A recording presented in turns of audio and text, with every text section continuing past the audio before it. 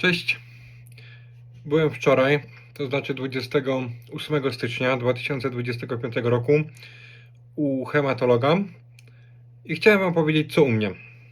A więc po kolei, co u mnie. Czuję się gorzej. Wydaje mi się, że ten płyn zaczyna zbierać, zaczyna go przybywać. Nie umiem nabrać powietrza do pełna, czuję ucisk, ból, jak to robię. No i z racji tego nie jestem w stanie przejść tyle, co byłem w stanie przejść miesiąc temu.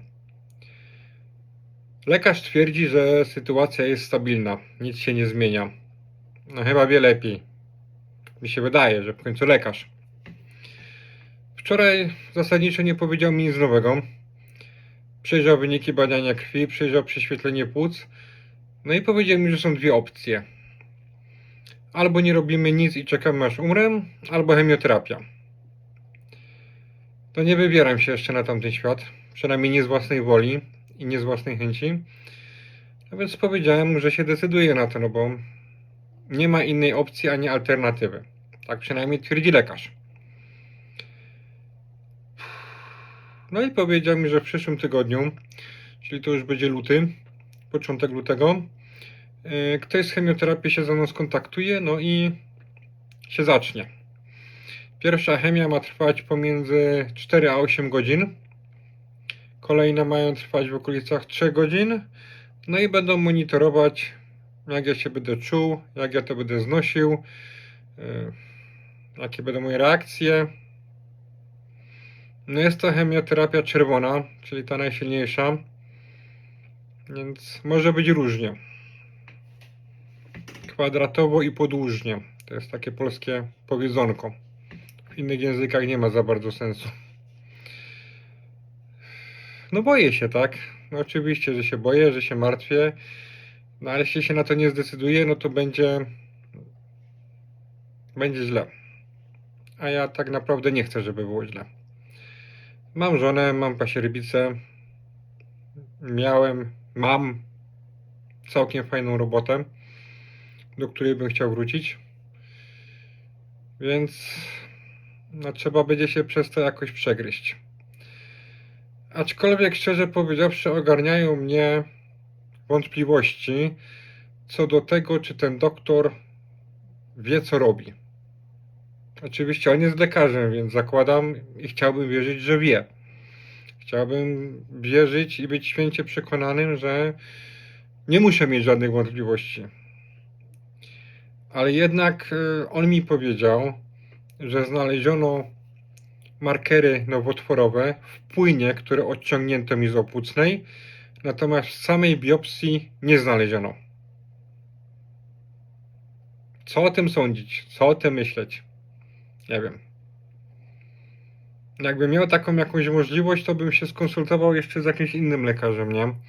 Tylko tutaj w Wielkiej Brytanii jest taki problem, że oni ci nie dadzą wyników badań twoich do koperty i możesz sobie z tym iść do innego lekarza, tylko trzeba mieć specjalne... Przepraszam, nie pamiętam jak to się fachowo nazywa. W każdym bądź razie jeden lekarz występuje do drugiego udostępnienie danych. To się tam jakoś specjalnie nazywa, wyleciało mi z głowy, najmocniej przepraszam. W razie w Polsce dostajesz normalnie wyniki jak chcesz, no i idziesz gdzieś, gdzie chcesz. No tutaj to niestety tak prosto nie działa. Jakbym chciał na przykład polecieć do Polski na badania, skonsultować się z innym hematologiem, no to bym musiał prywatnie wszystkie badania zrobić samemu. Więc... też jest kiepsko i jest słabo. Lekarz mi powiedział, że jak zacznę tą chemioterapię, nie powinienem latać samolotem, ponieważ mój układ immunologiczny będzie bardzo osłabiony. Ja bez tego mam problemy z lataniem samolotem. Zawsze jak latałem, byłem chory. Jakaś infekcja mi dopadała, że byłem 3 tygodnie na L4. Musiałem brać takie tabletki, też już mi wyleciało nazwa z głowy, na wzmocnienie odporności. Tak mniej więcej 10 dni przed planowanym lotem. I wtedy było ok, ale tylko wtedy. Jak tych lekarstw nie wziąłem albo wziąłem za późno, nie było dobrze. Więc tym bardziej lekarz powiedział mi, że z takim układem immunologicznym nie powinienem latać samolotem, bo nie będzie to nic dobrego. Samochodem też nie powinienem jeździć w tak długą trasę, żeby jechać Polska-Wielka Brytania. I Wielka Brytania, Polska, tak powinno być fachowo. Muszę zajechać i wrócić. Raz, że taka podróż kosztuje dosyć sporo, a co mnie teraz nie stać, bo jestem spłukany totalnie z kasy. Żona mnie utrzymuje i kupuje jedzenie.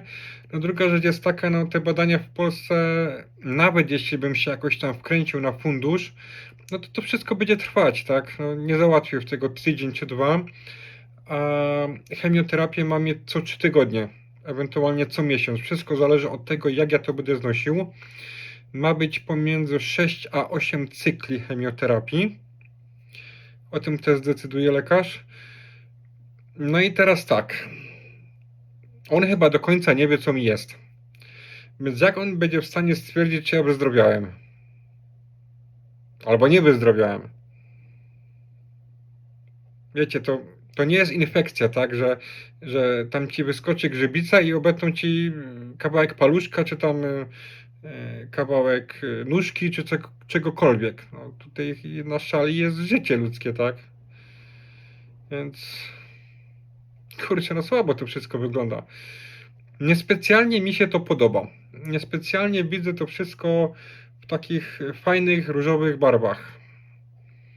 A nie mam za bardzo alternatywy, żeby z tym coś zrobić. Więc co mogę powiedzieć? No, nie chorujcie na raka, gdziekolwiek. Bo wszędzie jest źle i wszędzie jest kiepsko.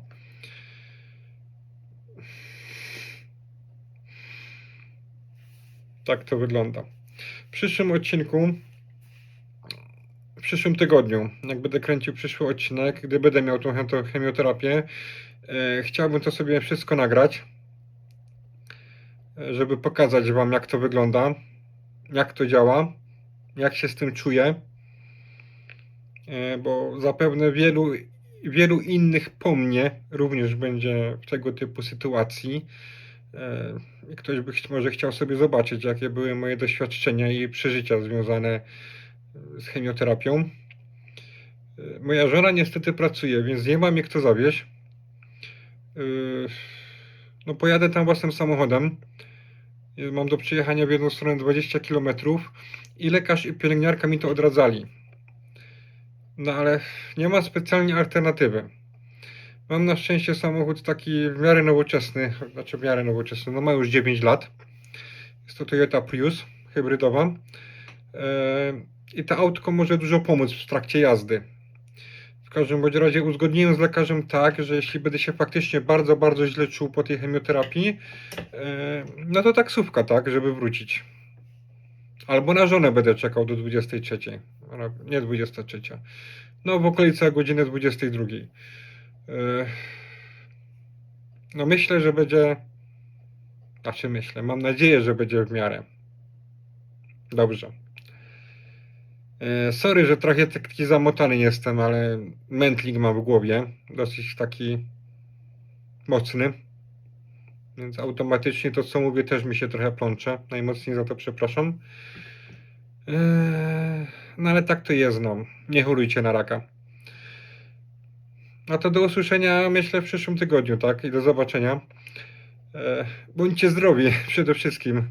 Trzymajcie się cieplutko. Cześć.